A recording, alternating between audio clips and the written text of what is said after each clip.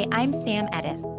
And I'm Amy Nelson. Welcome to What's Her Story with Sam and Amy. This is a show about the world's most remarkable women, their professional and personal journeys. Together, we'll hear from gold medalists, best-selling authors, and leaders of the world's most iconic brands. Listen every Thursday or join the conversation anytime on Instagram at What's Her Story Podcast. Randi Zuckerberg is the former director of market development and spokesperson for Facebook and a sister of Mark Zuckerberg. After 7 years at the company, Randi left to start her own entrepreneurial venture and is now leading the charge in Web3. Randi, you are one of 4 kids. What was it like growing up in the Zuckerberg household? Definitely chaotic.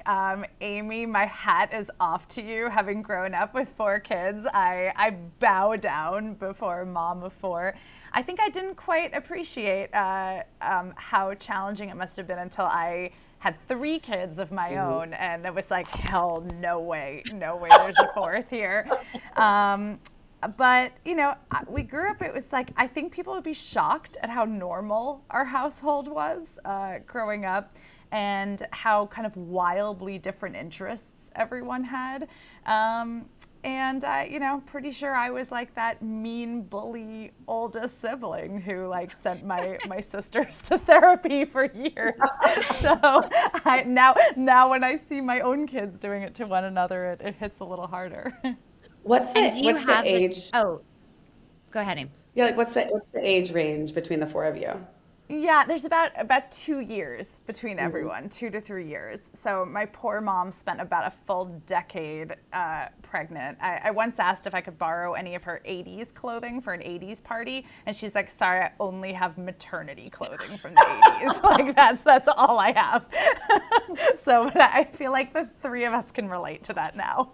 Oh my God, For totally. sure. Yes. Although I will tell you, Randi, that Harvey Karp, who's like my favorite baby guru, says that the hardest number of kids is the number you and I have, which is 3, and that once you hit 4, it gets exponentially easier because they start taking care of each other. I don't know about that, Amy. But Amy, you have like 4 under, right. young. Like You back-to-back 4s. But to my point, to Sam's point, and Sam always told me this when I had 3, and I was like, well, sure, I'll just have a 4th then. No, but my oldest is almost 8, and both my husband and I are out of town right now. And my dad told me this morning that my oldest got the baby into the bathtub because neither of my parents could do it. I mean, and so that's a game changer moment. Yeah, so we have quite a big gap because we thought we were going to have 2 kids, and then I had the like, oh my gosh, I'm turning 40, I need a 3rd child. So my oldest is 11 and the youngest is 2. So there is actually like a pretty helpful, like I have a helper. Yeah, so that probably changes the philosophy a little bit because I was like your mom, Randi. I was like back to back. Let's get through the baby years. They're so tough. Let's just keep going.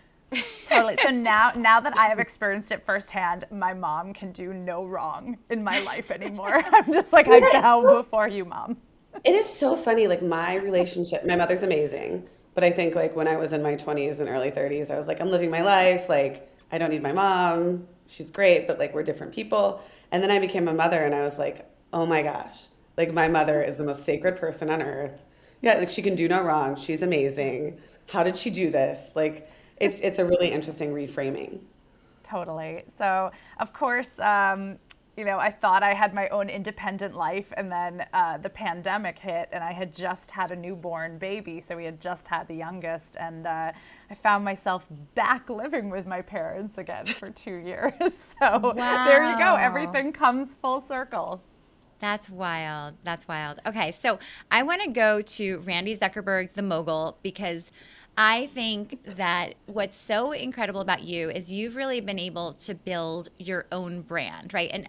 And a lot of people would think that you know, being the older sister of Mark Zuckerberg, that you would be in some way overshadowed, but you've really developed your own following, your own brand, and your own career.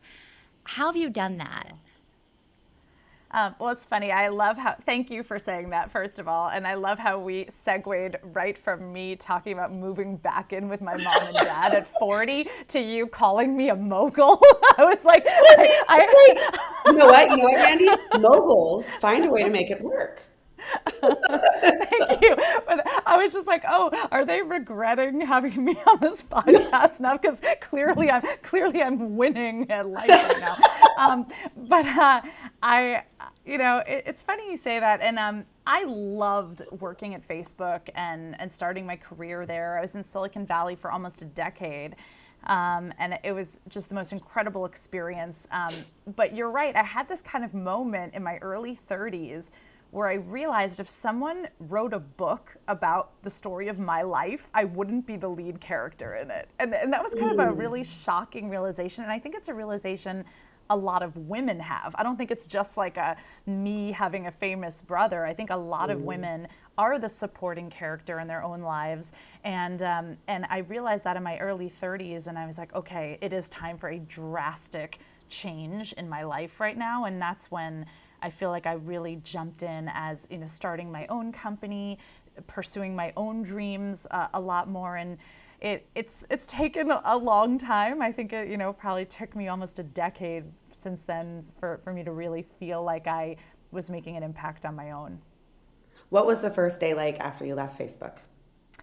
Well, it was kind of a crazy ending because my whole life, my dream was to sing on Broadway. And I know that's silly. A lot of people have that dream. I grew up, I got realistic. I went to work in technology and Silicon Valley. And then I got a call out of the blue. I was 32 years old. I got a call out of the blue asking if I wanted to come star in Rock of Ages on Broadway, which is an 80s rock musical. They were looking for a tech personality to come star in their Broadway show. I guess they couldn't afford an ABC or D-list celebrity, so they're like, okay, we'll go with a tech personality. And I had just found out that morning I was pregnant.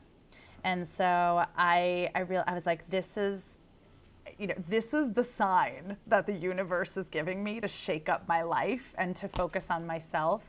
And so it was kind of a whirlwind end of my time at Silicon Valley because I accepted that role on a Thursday, moved to New York and started rehearsing on Monday. So it was a bit of I kind of just blew up my entire life over the course of 4 days. Randy, I did go see, I was just going to say, Randy, I did go see you in Rock of Ages and you were so good. Thank you. So I'm glad you saw it because sometimes I wonder if I dreamed that period of my life. Did that actually happen? And I didn't know you were pregnant. And that was the first time I think I met you was after that show because you invited a group of us to go see it. Yeah. What was the plan before the call for Rock of Ages? Yeah, no, there was no plan. We had just bought this beautiful home in suburban California. On paper, I feel like you would have looked at my life and thought it was great. In reality, I'm not like a suburban home owning person. I was carrying that house on my back. I was not happy. And Silicon Valley, there's a lot of amazing things. There's also a lot of very toxic things about Silicon Valley, especially as a woman. And so I felt like I don't know. I just felt like I really was needing a soul change, if that makes any sense. And so when that call came out of the blue, it was a sign from the universe. Actually, when I went to New York, I never returned to Silicon Valley. My husband sold our house, moved all of our things across the country, and we've been New Yorkers ever since. So it was kind of a wild experience. Amy, I know you've had some wild moves and instantaneous things too. And so, sometimes though you learn a lot about yourself and your resilience when you kind of just blow up everything overnight. Yeah. How was your husband able to make such a move? Because obviously it required a lot of flexibility on his part too. Yes, I feel very lucky to have a partner who's, helped me prioritize my career when I've needed to. I feel like we've struck a really good balance of of prioritizing one another's careers. And, at the start of the pandemic, he had just started as the COO of Parsley Health, an awesome health startup with a female CEO. And so I was like, okay, great. This is your opportunity to double down on your career. This is amazing. I'll play more of the role of like the default parent and the support. And I felt good doing that because there have been so many moments in our partnership where he was like, yes, I will pack up our home and get a new job and move our life in a week from California to New York. So I definitely feel very lucky to have a partner like that. How did you meet him? We met in college. We did not date in college at all. And then we re-met after. It's funny, he's from South Africa, and I just was so blown away by how kind of worldly he was. And I remember our first date, we went to the museum, and I was so nervous because I liked him so much. And I pointed to this map on the wall, and I was like, that's where you're from. And he's like, that's South America. And I was like, I went to Harvard. Like, I have a college education. I obviously know the difference between South America and the continent of Africa. And it was, and luckily he came back for a second date. That is so funny. It was, I still cringe about it today. Like 20 years later, I still, like, when you lie down at night and instead of going to bed, you replay all the mistakes that you've made in your life. Like that's a story that replays a lot. I call that the rotisserie. I call it the rotisserie of worries, and you got it. And now I break that rotisserie by reading my Kindle in the middle of the night when I wake up. Yes, you'll probably think he's even more amazing after this story. He turned down one of his dream job at Genentech in San Francisco to be with me in New York because I was living in New York when we first met. And then 2 weeks later, I moved to San Francisco to work at Facebook. Oh my God. Oh my God. So the fact that we're still married after all of that is really a testament. Oh my God. That's I want to go back amazing. to the part where you shared that you felt like Silicon Valley was a toxic culture.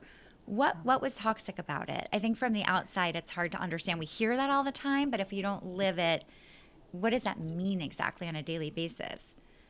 Yeah, there's signs of hope from what I've seen, but when I got out to Silicon Valley, I had no clue what I was in for. I was working at an ad agency in New York City where we had a female CEO who had gone from being the intern all the way up to the CEO, right? So my whole career had started in this environment where anything's possible. And suddenly I went out to Silicon Valley where like a lot of offices didn't have even women's restrooms.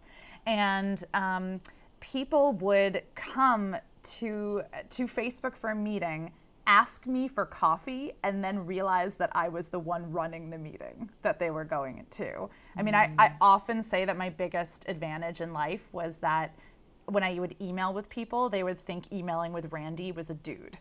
And like I would actually be able to get meetings and get things done. I guess I was like anonymous before it was cool now with crypto. But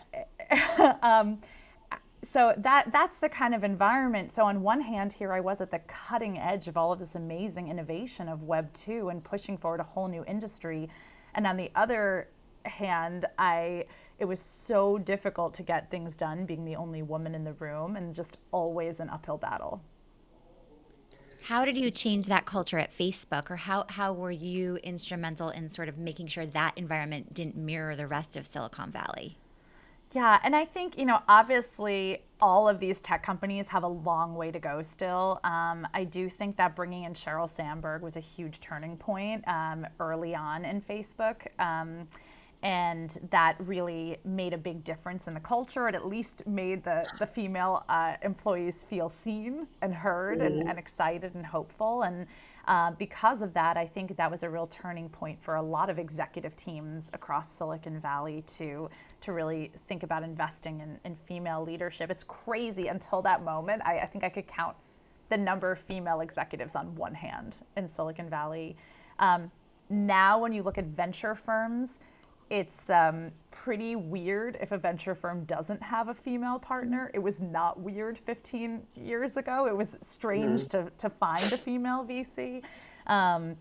We could obviously still do a lot better with funding, but there's, at least a lot of signs of hope and change from what I'm seeing. So I'm excited about some of the progress in Silicon Valley, but at the same time, I'm seeing a lot of it repeat itself on the front lines of Web3 where I am now, and it's frustrating to see those same patterns just playing out over and over.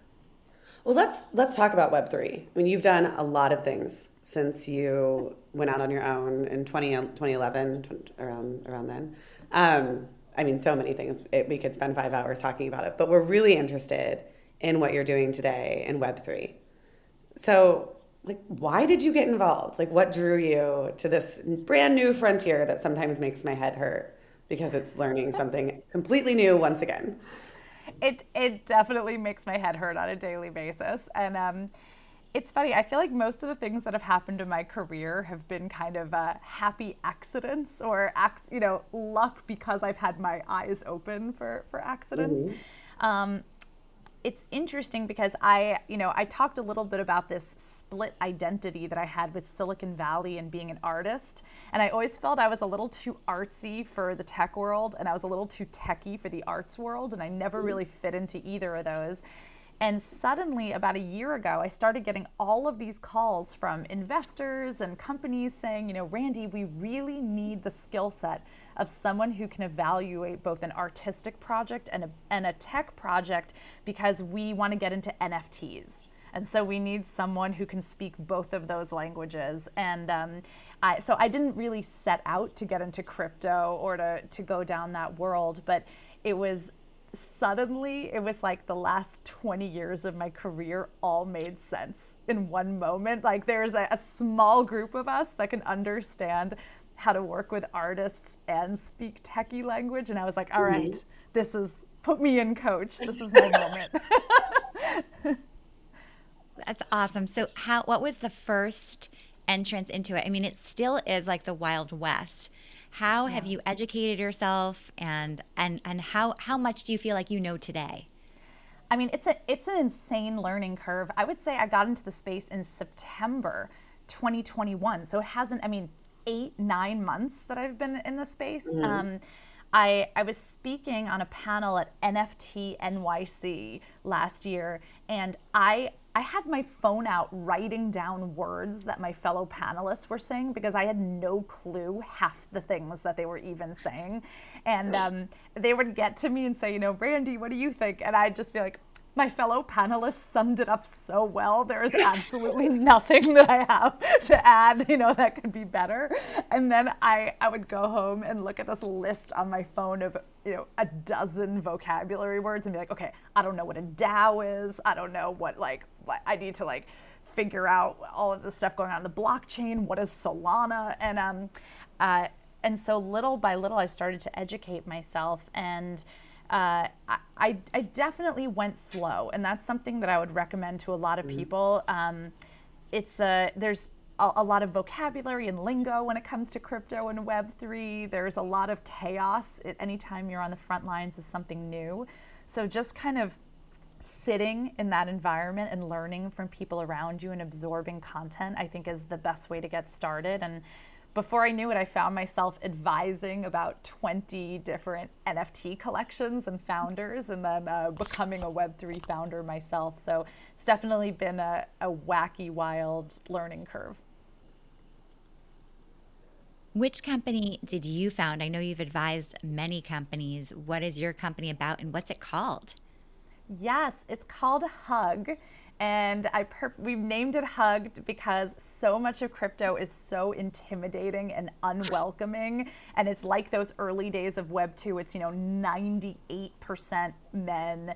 And the way they, like, everything is sir and bro and this. And so I first of all, really wanted to create a welcoming, embracing place for people to come into crypto. But the other gap that I saw is that there's a ton of awesome communities for brand new people into crypto. So there are great places to learn the basics, but there's not a great second stop on someone's crypto journey. So once you do learn and you do decide, yes, I want to go a little bit deeper. I want to start collecting NFTs, or I want to start trading crypto.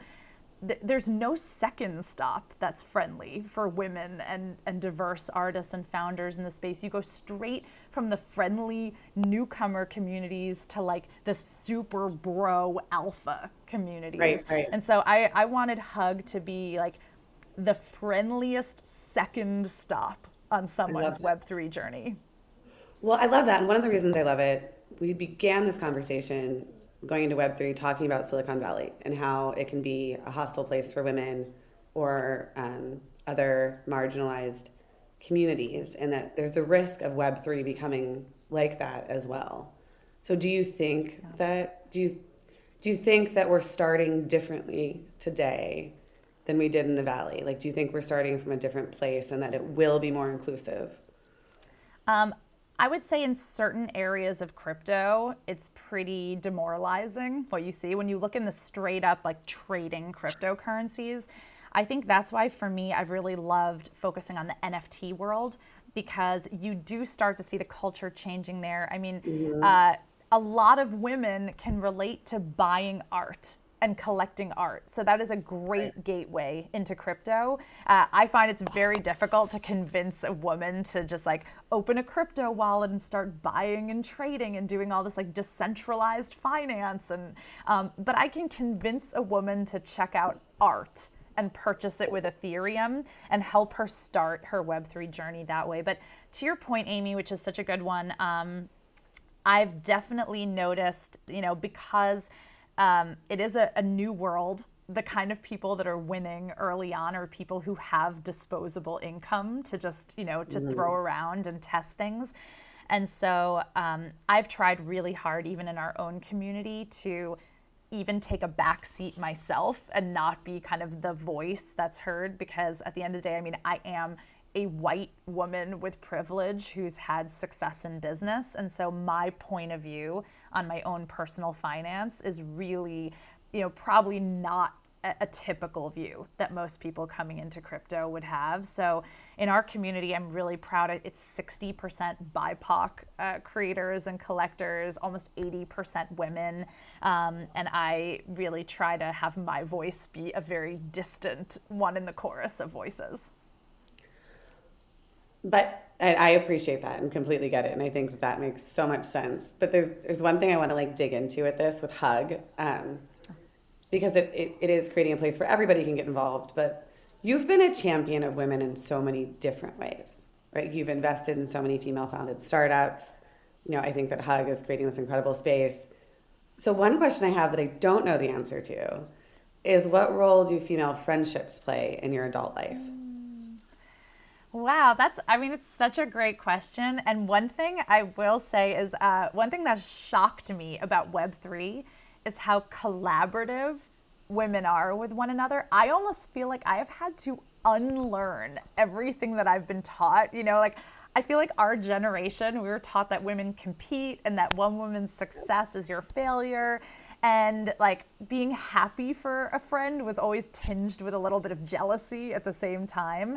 And the wonderful thing that I can say about Web3 is that I don't see any of that behavior at all. I see women collaborating and teaming up and working together. And so I would say that female friendships have a much bigger part of my life today than they did even 9 months ago. And that the only way for women to succeed in Web3 is teaming up and just like hunkering down with other amazing women around them. So that has been something that I have had to like very excitingly unlearn about my entire past. Who are your closest friends? Oh gosh, I feel like I have friends of like different interest categories. So I have my theater friends, I have close friends who I produce with and who I go see a lot of theater with. I have my golf friends because that sport saved my sanity during COVID. I was like, okay, there's no theater to produce anymore. There's nothing to do. So I'm going to come out of this with a new skill. And now I have like these amazing friends who we travel together on like golf trips with our families. It's pretty wild. And now I have my crypto friends. So it's pretty fun to have, different really passionate friend groups. That's But I don't awesome. know about you guys, but I definitely have found myself over the last decade, like being in the trenches with 3 young kids does not leave a lot of room for like doubling down on friendships. And so I feel like it's only just now that I'm able to say yes to traveling on trips with friends. And I feel like for a decade, I wasn't able to prioritize being a great friend. Well, when you're so Yeah, I think sleepless, so. when you're like you're in the like when you're in the manual labor phase of parenting and you're so sleepless, it's hard to prioritize going out or you just want to like either hang out with your Yeah, partner or go to sleep. But like totally. there is the hack of building businesses with your friends. Like say I'm Yes. like my friend and like we have a very deep friendship, but most of the time that we get to spend together is because we have a business together. Right? So you're like, Yes. okay, great. Yeah. And we Totally. have, I and think I actually, yeah. totally. And to that point, I think all 3 of us have this kind of network of women around the country where when you go to that city, you see each other. You don't even need to necessarily be in the same city to be close friends. And I think that's one of the Totally. benefits of being out in the world and outside of your home and really like, having a career that's so expansive is that that's something that adds value. And just like Totally. a PSA about that to everyone who joins us on What's Your Story is that like we all come from completely different backgrounds, and there's no like ticket to enter this club of supportive women around the country, right? Like it's really amazing. Like For I remember sure. when I started the Riveter, and I was like, who the hell are all these women helping me? Like because like the people are just like people are out there and they want to help other women grow big things. Because Randy, to your point, like it isn't this world where another woman's success is your failure. It's like we all rise together and Totally. there's a ton of opportunity there. Totally. I mean, even just to give an example that just warms my heart so much. I started to get really frustrated by the fact that pretty much only the top 20 performing NFT collections are visible, and they're all created by men. And it's this, perpetuating cycle because then, because they're selling well, they rank high on all the NFT marketplaces. Then people see those. Sorry. So I put a tweet up. I was like, I would love to build something that gets visibility for women-led projects, diverse-led projects. If anyone wants to help me, just, send me a message. 300 women responded to that. And we started this community where everyone has, honestly just been working tirelessly to find NFT collections, evaluate them, review them, like no compensation. I mean, it's just people who want to lend a hand with a shared goal around promoting women's voices. And I've never seen anything like that in my life, I honestly. love that. And I also think it speaks to how people can use social media effectively, right? It's not a Yeah. surprise that you reached out on social media and got that response because you've been at the forefront of it for so long. What do you think about Elon Musk buying Twitter? I know it's pretty insane. Oh my gosh, it's certainly not gonna help the like broy kind of vibe that we're that we're fighting against in our little corner of Web3. But I guess the jury's out to see what happens. Yeah, we'll see. I mean, listen, I respect everything that he's done as a business, as a person in business. It's pretty insane to be able to found multiple companies that all have like built like many billion-dollar valuations. Yeah. So I guess we'll see how that trickles down to the Right. average person using it. We shall see. You have Yes. you have, you were at Facebook in the beginning. You were a big part of building it. You have now lived sort of from the outside to see it become the darling, the villain, the darling, the villain. It goes back and forth. What is that like for you? Because you are so close to it, not just as a former employee, but obviously as the sister of the founder and CEO. What's that like for you? Yeah, I think you have to have a thick skin in business. I mean, it's in the press. The press builds you up to tear you down, to build you up. Like I mean, it's no one can be a darling forever. No one's a villain forever. I think I used to take it very personally when I was young, and I think as I grew up and kind of looked around the world and I saw even the same thing like happening to Britney Spears next to me, and then there's natural ways of things. I do think for sure there's people are pushing back with Web3 against a few companies holding all the centralized power, and I can understand why people are pushing back and why they feel that way. I do think that the utopian ideal of complete decentralization probably doesn't work the way that people are pitching it. I think the ideal situation in the end is kind of a hybrid, like a Web 2.5, where if your crypto wallet does get stolen, you have someone to call. Like there's some centralization to protect people in the space. But Yep. so I can understand that right now people are in a time where they're really pushing back against like a few big companies holding a lot of power. And it'll be interesting to see how that evolves as Web3 evolves. And then why do you think, when you see someone like Sheryl, right? I was quoted in Lean In. I was such a big fan of Sheryl, as you were, in terms of changing the culture at Facebook. What do you think is going to sort of happen with her story, given how dramatically it's changed? I mean, I think as women, it especially hits hard because there's not that many role models that are out there doing huge things in the world.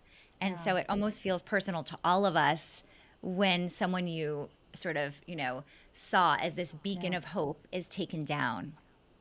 Definitely. And, I see that all the time, all around me.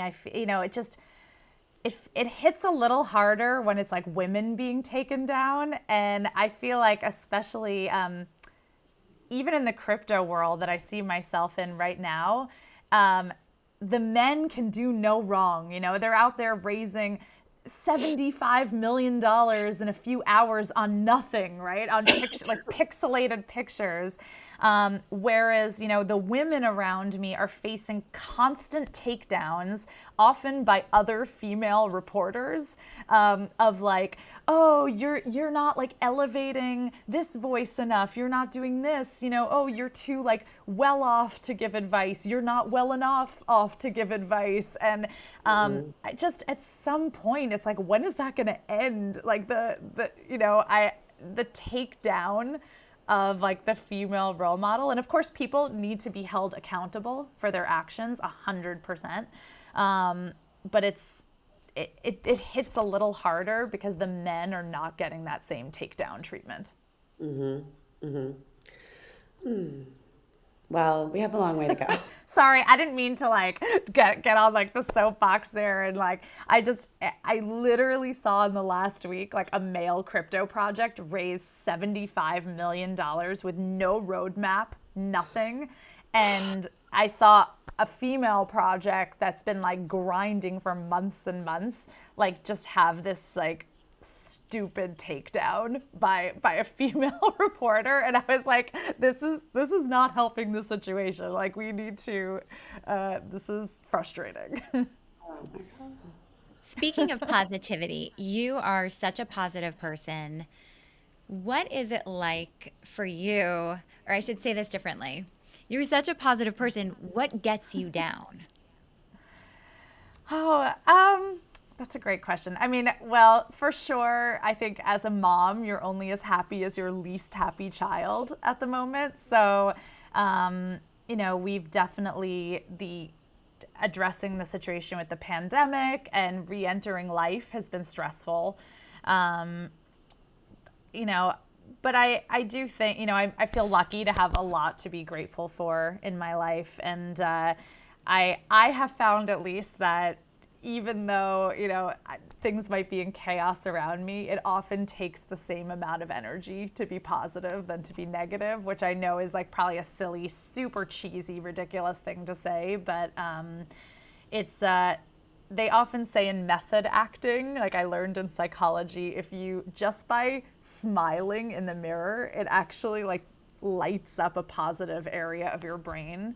And so even in all the cheesiness, I think, this has certainly been a very, very stressful year. I'm not going to lie. I know, Amy, I feel terrible even like talking about stress in front of you and everything that you've been through. But, overnight, the two main industries that I were involved with collapsed. I had to personally, lay off dozens of actors and people who didn't have a plan B in their career. And that was probably one of the worst moments of my life professionally. And then figure out, navigating a complete pivot into an area where most of the people that I talk to in my life think that I'm a lunatic that's like trading JPEGs and pirate money.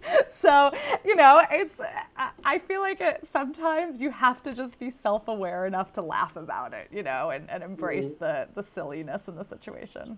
Amy shared that I can't help but give advice. So I will just share about the parenting thing that I do not agree with that old adage that you're only as happy as your least happy child. I actually switched it.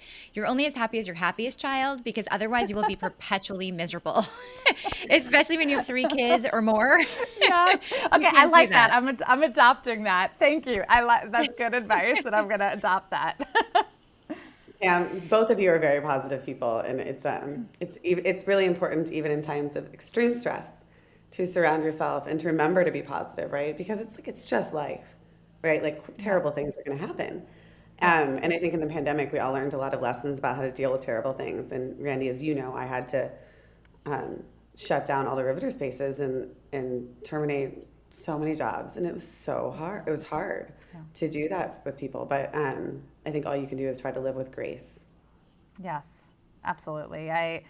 You embrace new adventures as they come, whether that's, blowing up your life to sing on Broadway, or becoming an accidental crypto bro, or like taking up, a frustrating new sport or activity. Sometimes in those stressful moments, you grow the most as a person. So a year ago, if you would have said I would have like come on this podcast and talked about crypto and golf, I would have laughed in your face. I would have been like, that you have the wrong human. And so it's interesting to look back on my own evolution over the past 2 years also. Who in your life do you go to for advice? It's funny how that's changed over the years. I feel like I spent the entire decade of my 20s trying to find like that one person 15 levels above me who would solve all my problems. And I never found that person. In fact, the few times I came close, like they would end up asking me a million questions about Facebook and social media, and I would end up mentoring them and getting like nothing out of the relationship. Honestly, it wasn't until a few years ago that I realized that my best mentors are like the two of you, like right next to me. They're the women who are right next to me in my life all along, going through the same thing and rising up together. And I wish I had realized that sooner in my career, honestly. Yeah. I don't know. What about you? Who do you turn to? Well, I turn to Amy. I turn to our peers, exactly as you said, Randy, like our kind of circle of women who are out there, managing their careers and their very busy parenting lives. And I also think that, as I've gotten older, I find that, you learn that you can't find everything from one person, right? Like when you're younger, you're like, okay, this relationship is going to be everything. They're going to make me laugh. They're going to make me, make me happy when I'm sad. They're going to do everything. And then you realize that like all of your relationships provide something different in your life, and together you hope that it's that whole board of advisors, or that you Totally. have that. Yes. Well, I mean, it's much like, when I talked about, like, when Sam and I were talking about adult friendships and who are your friends and who do you look at, like, the idea that one person could be everything goes through your whole life. Like, your spouse cannot be everything to you. Like, I was telling my little girls the other day, I was talking about one of my girlfriends, and they're like, Mommy, you're a grown up and you're married. Why do you need friends? And I was like, oh, girls, you need friends more than ever when you are a grown up and you are married. Totally. But I it's like, but it's the same thing of like people to go to for advice. Like I think in my 20s, I thought it was your boss or your Right. mentor, the mentor that you find. But it's especially around our age in our 40s and 50s, it's your peers. It's your Yeah. peers, right? Absolutely. And it's funny, back to that question around positivity and how you stay positive. I also find that in the last few years, I have been ruthless about axing toxic people out of my life. I used to tolerate a lot of bullshit from people around me, maybe early in your career, you sort of do. You haven't really earned the right. But now I'm like, there is just no time to surround myself with people who are toxic or anything but positive. And so that has definitely affected my own outlook, is my ability to just like spring clean. Yep. No, it's important. It's important. It's an important skill in life to spring clean. And I also think that, we're so, I guess, more aware of time and how you spend it. And so investing your time, thinking of it as a financial investment, investing your time in people who are going to be Totally. part of your life long term is so important, right? Like you figure out who those people are that you invest Yeah. in. And that's probably more important than having, a zillion relationships that are more surface level. I think that's something you learn over time.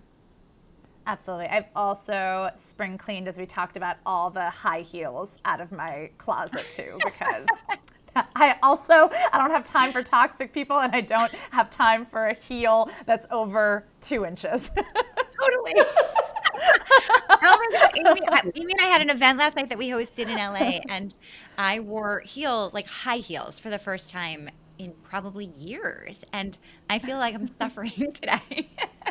It's definitely, I know that was one of the best things about the pandemic, is that we realized we can be more comfortable. Don't have to Totally. suffer. All right, Absolutely. we are going to go to our speed round now. We're going to ask you some quick questions, and you can give us quick answers. Amy, do you want to kick it off? Okay. Yes. What book are you reading right now? Oh my gosh.